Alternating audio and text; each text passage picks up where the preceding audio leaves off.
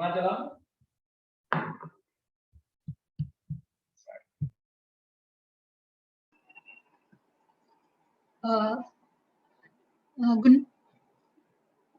Good morning, respected seniors. I'm thankful for this wonderful opportunity given to me. Previously, Dr. Somasekhar sir has given a very lucid lecture on what is about the complementary feeding. So my topic is on how to choose a healthy diet in this pandemic. So before choosing the healthy diet, first we should know what is balanced diet, what is the different group of foods, what are the nutrition present in the food. So if we know that, we will be able to choose our diet very wisely. So first, what is balanced diet?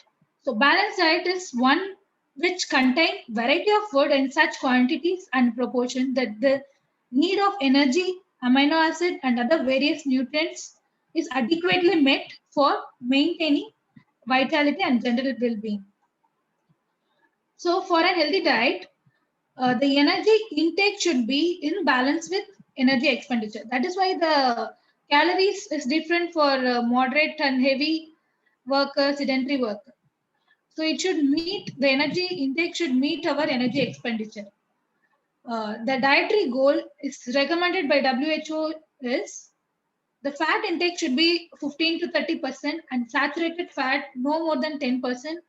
Carbohydrate intake should be of 50 to 60%, and protein intake is 10 to 15% of daily intake.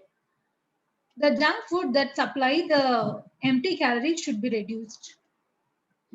So this is a food guide triangle, like how to choose our food, like bread, cereal. The bottom of the triangle of bread, cereal, rice, pasta group serves 6 to 11 serving. We can take the maximum. And then fruit group is around 2 to 4 servings. Vegetable groups is 3 to 5 servings. Milk, yogurt, cheese, and other milk product is 2 to 3 servings. And meat and other non-vegetarian food is of 2 to 3 servings. And fat, oils, you should be used sparingly. So what is recommended dietary allowance? The RDA of the estimate should be, it is the average amount of nutrient to be consumed daily. The recommended level depend upon various bioavailability of the nutrient, age, sex, and physical work. The RDA is different for various physiological group like infant, preschoolers, children, adolescents, pregnant women, lactating mothers, and adult men and women, taking into their physical activity account. So this is a table proposed by ICMR 2020. The average calorie requirement per day, it varies from different in adult men based on their physical activity, like sedentary worker, moderate worker, and heavy worker. It's around 2,110 kilocalories, 2,710 kilocalories, and 3,470 kilocalories is the recent one. Based on the different, it's given the value for different age groups. This is the picture from Park textbook of community medicine. It's given the different RDA value for different vitamins and minerals. So what are the basic food groups? Like food groups like cereals, pulses, vegetable and fruits, milk and milk products, non-vegetarian foods, and fiber. We'll see about each food group in detail. Cereals form the staple diet in India, like rice, wheat, maize, and smaller grains or millets. Cereals generally lack lysine. Lysine is rich in rice is rich in lysine. Parboiling lead to retention of vitamin and increases the shelf life. Wheat generally lack lysine and threonine. Ragi is rich in minerals like calcium and iodine. Cereals contain 7 to 11 gram of protein and 2 to 5% of fat of about 100 grams. Pulses are rich source of protein. Pulses lack vitamin A and C. They are deficient in methionine amino acid. Um, Soya bean contain 43 gram. It is a poor man meat contain 43 gram of protein and 430 kilocalories per 100 gram. Roots and tubers are rich in carbohydrate and good source of energy and calcium. Vegetable provides vitamins, minerals, fiber. The green, yellow, the colored vegetables is a good source of vitamin A. Fruits are rich in vitamin and fibers. Uh, the amla citrus fruit guava, vitamin C, rich in vitamin C, and dried fruits like dates supply iron. Milk, milks are good source of proteins, and it is deficient in on calcium. It is deficient in iron and vitamin C. Non-vegetarian foods like egg, fish, meat are included in this group. Egg supply good quality protein, vitamin, and fat. It is deficient in carbohydrate and vitamin C. Fish, meat, chicken are good source of protein and vitamins. Um, Omega-3 fatty acid in fish is protective against the cardiovascular diseases.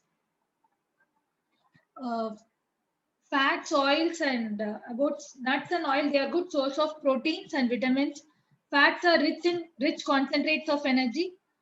Uh, Sugar, honey, and jaggery are energy concentrates. Jaggery is rich in iron. About salt, normally 10 to 15 grams of salt per day, common salt is consumed. Uh, Iodide, salt is fortified with potassium iodide. In double fortified salt, it is also added ferrous sulfate. About dietary fiber refer to a group of substance in the plant food which cannot be completely broken down by the human digestive enzyme. Uh, Previously, it is thought that it is completely indigestible and does not provide energy. But now it is known that some fiber can be fermented in the large intestine by the gut bacteria, producing short chain fatty acid and gases. So the basic function is to prevent the constipation, eliminate the bacterial toxin, and reduce the GIT cancer, and improve the glucose tolerance. So now we come to what is types of nutrient. The nutrient can be classified based on how the body responds to the nutrition deficiency on the basis of the quantity required by the body. So it is type 1 and type 2 nutrient. On base of quantity, it is classified as macronutrient and micronutrient. About type 1 nutrients. Type 1 nutrients are those whose deficiency result in the specific sign. The physical sign is due to the result of the reduced tissue concentration of the nutrient. The type 1 nutrition deficiency result in depletion of the body store, which eventually lead to reduction in metabolic function. The diagnosis of type 1 nutrition deficiency is relatively simple and can be done with a clinical symptom or measurement of the concentration of the nutrients. So, examples of type 1 nutrients are iron, iodine, copper, calcium, selenium, thiamine, pyridoxine, and other vitamins. So, example for the deficiency, iron anemia due to iron deficiency, beriberi due to thiamine deficiency, pellagra, niacin deficiencies, vitamin C deficiency can cause scurvy, and vitamin A deficiency causes xerophthalmia and iodine deficiency disorder. Type 2 nutrients are those nutrients whose deficiency result in reduced growth or weight loss. In type 2 nutrition deficiency, growth stops, uh, the body starts to conserve the nutrient, and then its excretion will fall. Uh, Additionally, during the deficiency, the body might break down its own tissue, followed by reduction in appetite. Examples are nitrogen, essential amino acid, potassium, magnesium, zinc, sulfur, sodium, and chloride. Mild cases characterized by reduced the growth, and profound cases characterized by weight loss. Now come to macronutrients.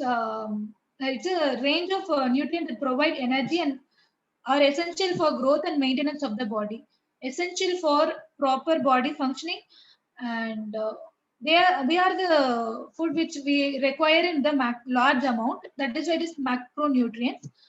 All the macronutrients must be obtained through the diet. The body cannot produce the macronutrients on its own. So three major macronutrients are carbohydrate, protein, and fat. Carbohydrate are the key component of the diet. One of the basic group are important for maintaining the healthy diet. Body's main source of energy, it should be taken around 45 to 65 kilocalories. 1 gram of carbohydrate gives about 4 kilocalories. So what is simple and complex carbohydrate? Monosaccharides and disaccharides are the simple carbohydrate, and but polysaccharides are complex. Simple carbohydrates or sugars consist of one or two molecules, provide a rapid source of energy, but the consumer feels soon feel hungry. Examples include white bread, sugars, and candies. Complex carbohydrate consists of long chain sugar molecules, whole grain, and food that still have the fiber in their complex carbohydrate.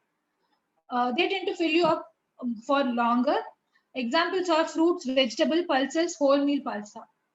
So, what is good carbohydrate, bad carbohydrate? Good carbohydrates are considered one which present in the fruits, vegetable, beans. They are not only processed slowly, but they contain abundant nutrients like vitamins, minerals. Bad carbohydrate are present in the processed food, which like pastries, white bread, and other wheat white flours. They are the food which only present with simple carbohydrates. So based on the glycemic index of the food, it is some foods are high glycemic food. How they based on how they affect the blood glucose level. So high glycemic foods are the one which raise the blood sugar rapidly. Low glycemic tend to rise very slowly. The high glycemic carbohydrates are those which rapidly digested and absorbed and metabolized, result in marked fluctuation of the blood sugar level. The low glycemic index carbohydrates are produce only a smaller fluctuation in the blood glucose and insulin that help in reducing your risk of type 2 diabetes and heart disease. So, what are the functions? They provide the body with the energy, provide fuel for the central nervous system, energy for working muscles, sparing the use of protein for energy, avoid ketosis from the breakdown of fatty acid, promote the digestive health. Next, protein. Proteins are the essential nutrients, building block, and fuel source of the body. Proteins and carbohydrate produce 4 kilocalories per gram, and lipid provides 9 kilocalories per gram. Proteins are the polymers of amino acids linked by the peptide bond. Proteins are fundamental structural and functional element found within the bones and involved in the wide range of metabolic interaction. Protein provides the body approximately 10 to 15% of the dietary energy, and it is the second most abundant component in the body following water. Next, lipid. Lipids are the heterogeneous compounds. Uh, they have the common property of being insoluble. The dietary fat composition, more than 95%, it is triglyceride. The others are like cholesterol, cholesterol ester, phospholipids, and esterified fatty acids. The dietary sources are animal sources, meat, butter, ghee, fish, pork, eggs, vegetable source from the oil, cooking oil, sunflower oil, mustard oil, groundnut oil, and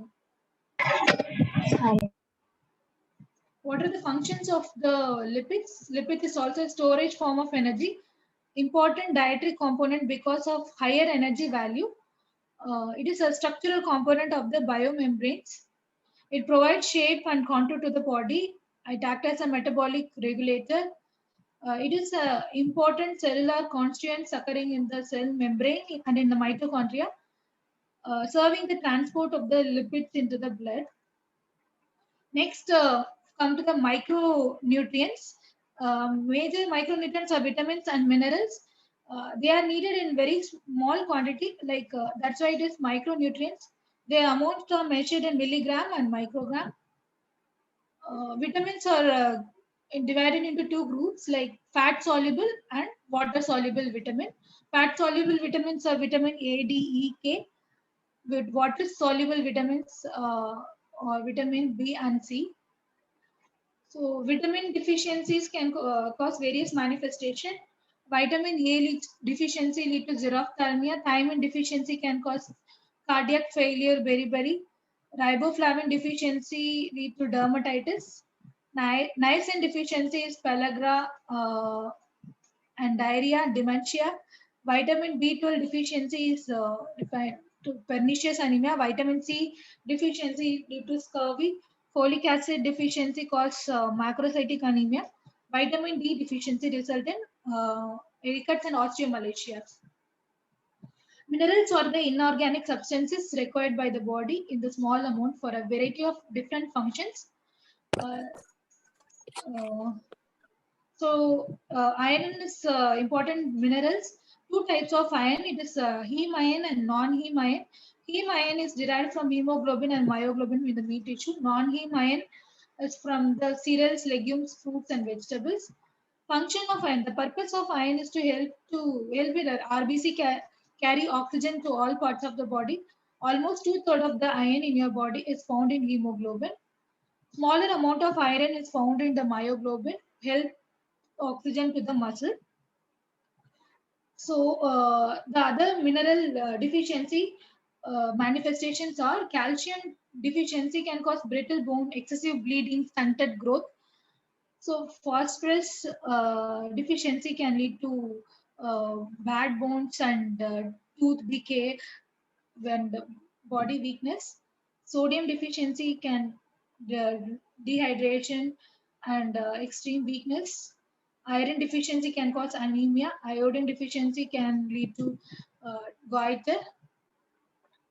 So adequate nutrition is important for everyone, but children are more vulnerable, and it is very important, crucial in children. Why? Because uh, a nutritionally adequate and balanced diet is essential for optimal growth and development. Appropriate diet and physical activity during childhood is essential for optimal body composition, BMI, reduce the risk of diet related chronic disease in later life, prevent vitamin deficiencies. Uh, Common infections and malnutrition contribute significantly to the child morbidity and mortality. A child needs to eat more during and after episode of infection to maintain the good nutritional status. Give plenty of milk and milk product to children and adolescents. Promote physical activity and appropriate lifestyle practices. Discourage overeating as well as indiscriminate dieting. So what is first 1,000 day? First 1,000 day is very crucial and critical period for child growth and development. Good fetal nutrition during the pregnancy and in the first 2 years of life is essential for brain development and healthy growth and strong immune system. So this first 1,000 critical days is under a series of healthy interventions like vitamin supplements, breastfeeding support, sanitation, and education. So, what is immunonutrition? Immunonutrition is also known as pharmaconutrients. They are present in the food, which help in the oxidative stress, improved wound healing, decreased inflammation, and improved barrier function. Examples are arginine, glutamine, omega-3 fatty acids, antioxidant and trace elements like vitamin A, C, E, zinc, and magnesium, manganese, and selenium. Junks is a new acronym for unhealthy foods. So we should try as much as possible to avoid this junk food. So J stands for junk food, which is high in fat, salt, and sugar, low in micronutrients and protein and fiber. U stands for ultra processed food, packaged processed food like which is rich in trans fat and redefined sugar, chemical additives and preservatives. Nutritionally inappropriate foods is like tea, coffee, and other health drinks. C stands for carbonated, caffeinated, colored beverage And S stand for sugar sweetened beverages. Sugar content in beverages about 6 to 20 teaspoon. So coming to healthy diet in COVID-19, what after knowing all this, how we plan our diet in this COVID pandemic? Eat as much as possible the nourishing meals like those rich in fruits, vegetables, lean protein. Those food can help your keep your body mind healthy during this stressful time. Cut down the food that can ramp up their anxiety like sugar, caffeinated drinks. Try eat at regular meal time and avoid snacking in between. Try to eat at least one meal together each day. It can dampen the feeling of isolation and help you practice mindful eating. So we will eat better to feel better. Thank you for Uh, Thank you, Ashwini, for the lucid presentation. Okay, so I feel there is no magic drug or diet or pill to improve the immunity. Have a balanced diet.